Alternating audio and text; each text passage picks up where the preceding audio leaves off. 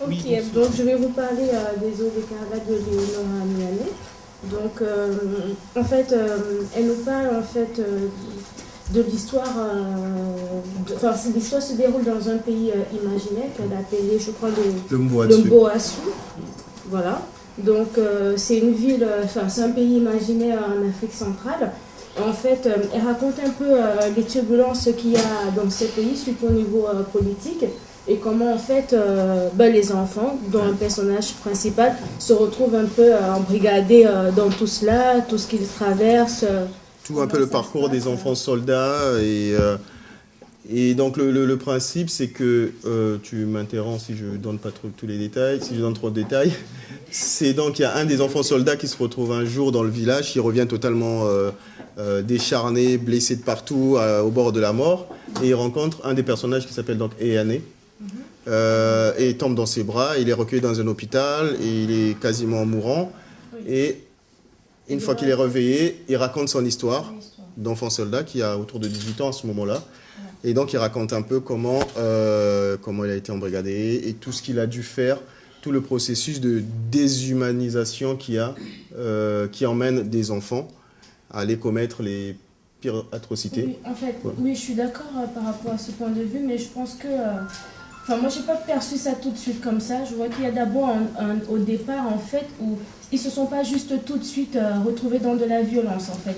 Il y a eu d'abord un brainstorming. Oui, il y a eu un lavage de cerveau qui est... Ils sont devenus violents, en fait. Il y a eu toute une éducation, si je peux le dire, hein, c'est un peu... À la violence. Voilà, à la violence, ça s'est fait vraiment progressivement, et c'est frappant et très inquiétant. Oui, et donc, il y a toute la première partie où donc il raconte chaque étape de cette montée en violence. Hein. D'ailleurs, ça s'enchaîne. Hein. C'est des tueries, des coups de machette, et à un moment même, on en arrive un peu, on est un peu mal à l'aise parce qu'il y a une espèce d'accumulation. On a l'impression qu'on fait une liste à la Prévert de toutes les atrocités qui peuvent exister dans une guerre où il y a des enfants qui sont transformés en soldats. Et puis après, il y a une dernière partie. Sortie du chapeau, parce que moi, voilà. Donc, donc tout le livre, c'est vraiment, on est sur une certaine tonalité énormément de violence, mais vraiment au moins de ces enfants-là qui... j'ai plus le nom du personnage principal, mais il y a Esso, voilà. Et il y a Esso qui est aussi, quelque part, qui est un enfant soldat, mais qui est d'une extrême violence, qui est devenu l'adulte, en fait. Et donc, ça tourne autour de 3 personnages au départ. Donc, il y a Eyane qui est la jeune dame et Epa qui est l'enfant. Voilà, qui raconte sa vie. Et le problème, c'est pas un problème. Vous savez, Léonora Miano, l'écriture, elle est magnifique. Hein, c'est très bien écrit. C'est un livre qui est très, très, très fort, très, très violent. On est mal à l'aise. Mais on a un livre qui a 2 temps. Sur les 200 premières, ou environ 200 premières pages, on est sur une certaine tonalité. Et les 50 dernières pages, on bascule sur autre chose. Parce que Léonora Miano, elle veut montrer cette montée en puissance, cette montée vers la violence, mais elle veut surtout montrer le processus du pardon. Le processus de ramener les enfants dans les clans, de réaccepter des enfants qui sont allés, qui ont des atrocités, et tout le processus. Et donc le principe de ce livre de Léonora Miano, c'est par la spiritualité africaine. Je suis d'accord que c'est...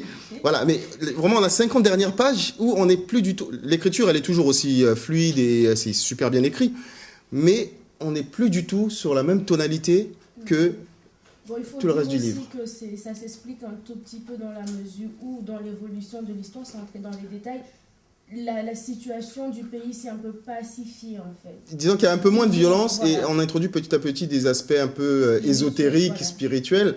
Mais sur la dernière partie, mais c'est vraiment... je crois que Léonora Miano, elle aurait pu être une grande auteure. C'est une grande auteure. Hein, mais elle aurait pu être une très grande d'heroic fantasy. Mais vraiment, elle aurait pu écrire de l'heroic fantasy pour être amateur d'heroic fantasy, mais d'une très grande puissance, parce que sur la dernière partie, tout ce qu'elle introduit comme effet d'ésotérisme, de spiritualisme, le problème, c'est que moi, j'ai eu l'impression que ça tombait un peu comme un cheveu sur la soupe, quoi. C'est comme si le livre était...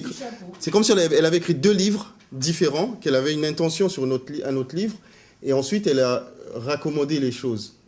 Même si on comprend la philosophie de la chose, d'expliquer le retour au pays, la réacceptation, la réintroduction des enfants, et même pas seulement des enfants, à des gens qui ont été rejetés. Mais c'est vrai que c'est un livre qui est un peu sur deux facettes. Ça peut peut-être s'expliquer par la suite. Non, voilà, sachant que c'est une trilogie, donc il y a Contour du jour qui vient, qui aussi, il y a certains éléments des Aubes écarlates qui vont réapparaître là-dedans, donc il y a quand même une certaine logique dans les choses. Mais si vous les lisez de manière indépendante, en tout cas les Aubes écarlates, c'est un très très bon livre. Âme sensible, s'abstenir. Oui, enfin, tu m'as fait non. le lire, sensible, mignon. C'est une petite nature. Mais donc si elle a réussi à le lire, c'est que vous pourrez le lire. Non, je ne dirais pas ça. Au départ, c'est vrai que moi, j'ai eu du mal à rentrer dans l'histoire. Voilà, on a beau expliquer en tendant de la violence, au final gratuite, hein, il faut le dire, oui, ce qu'elle est. Et après, voilà, déjà, à la fin, quand on sort une histoire sortie du chapeau, on a l'impression que ce n'est pas finalement dans la continuité de l'histoire de départ, ça aurait vraiment pu être 2 histoires totalement différentes. C'est vrai. Donc c'est vrai que moi qui ne suis pas trop fan déjà de violence... T'as moyennement... voilà, donc j'ai pas trop accroché. C'est très bien écrit, effectivement, si on aime, mais moi, personnellement, j'ai pas accroché parce que c'est pas le style que j'aime lire. Ouais. Mais Donc, ça, c'est vrai que... Mais voilà, moi, ça m'a un peu interloqué, ce changement brutal de temps, mais en même temps, dans la logique du livre, qui est ces gens qui sont... à un moment, il faut les faire revenir dans la famille, ces enfants-là qui ont commis des atrocités. Et il faut trouver le moyen de les réintroduire quand on réaccepte ces gens-là. Et il fallait trouver quelque chose. Et la voie qu'elle a choisi d'explorer, c'est le spirituel africain. Et donc, ça peut paraître un peu une espèce de discontinuité, mais au final, ça donne un ensemble qui est... Moi, je conseille tout de même si évidemment, il va falloir vous accrocher. Après tout, ça parle de guerre, hein, ça parle d'enfants soldats. Hein. Faut un peu accrocher le cœur. Mais voilà, c'est du bon cru. Sachant que, en général, Leonora Miano, on n'est pas déçu, quoi, en général, parce que l'écriture, elle est là. Donc voilà pour celui-là, voilà pour Leonora Miano. N'hésitez pas, découvrez, si vous n'avez pas encore découvert Leonora Miano, Les Aubes écarlates ou Contour du jour qui vient, ou un autre qui, moi, paradoxalement, est mon préféré, Blues pour Élise, qui, là, pour le coup, n'a rien à voir avec les enfants soldats, mais Blues pour Élise aussi, et c'est un très, très, très bon livre.